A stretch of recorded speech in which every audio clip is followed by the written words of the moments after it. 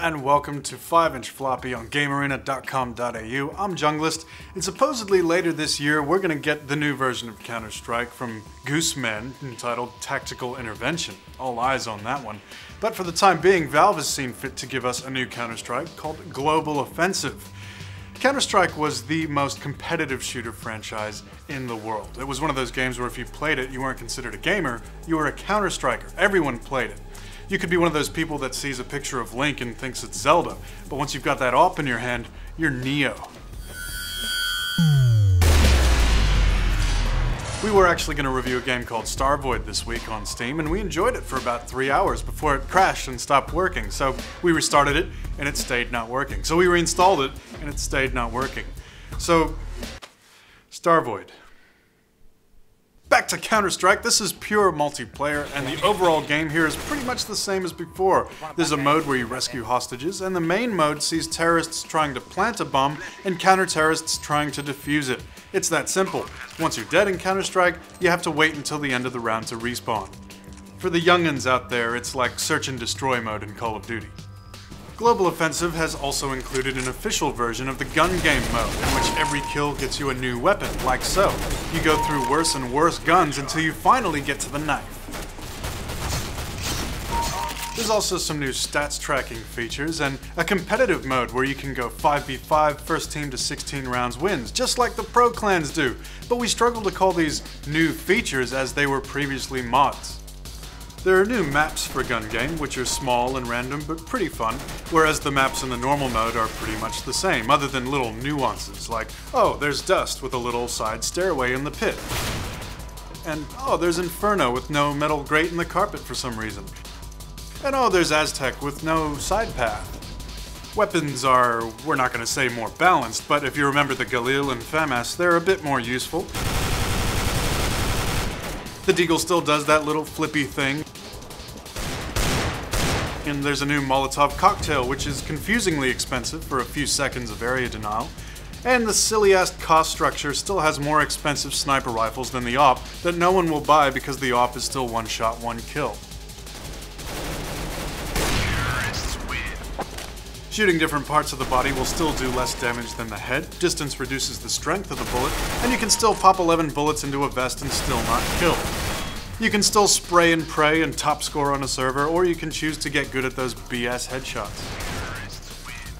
If it seems like I'm saying everything's pretty much the same, it's because it is! It's the same game. For some reason they've remade Counter-Strike Source on the Source engine. It looks better, but it doesn't look Battlefield 3 better. Why does this game exist? Between this and Dota 2, they're specializing in games that don't need to be made, but at least with Dota 2 there are some new esports features. Don't get me wrong, it'll sell.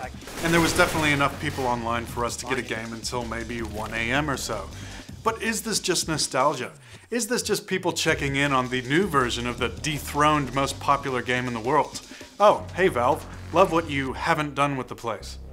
There's still something that Global Offensive does, which is just a part of Counter-Strike that not many other games can replicate, and that is the tension that comes with having to wait when you die.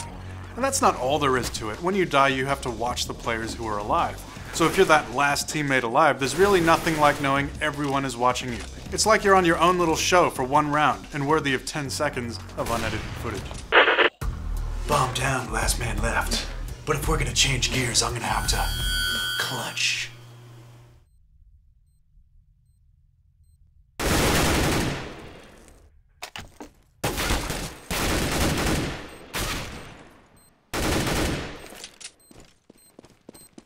Diffusing.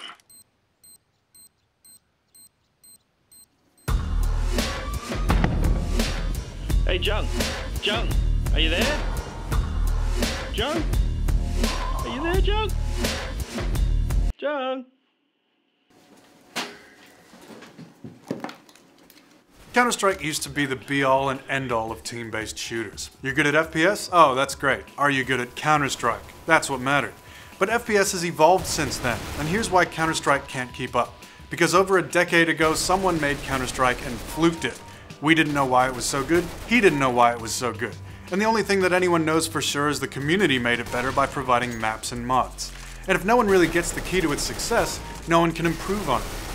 Blizzard showed us how to make a sequel to a classic with StarCraft 2. You make little changes to great effect. Things like the supply depots going up and down.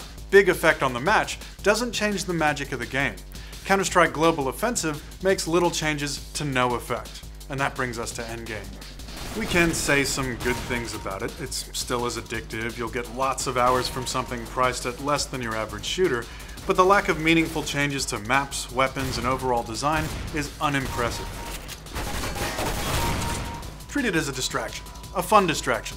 There will be some clan play in Global Offensive, but we don't feel comfortable calling it the new competitive FPS or anything like that. This is the year of the indie shooter, compelling titles like Tribes Ascend that make you master movement as well as aim. Have fun in this one and practice your aim until something really worth sinking your teeth into comes along, like the upcoming Natural Selection 2, which you'll see right here on the Floppy.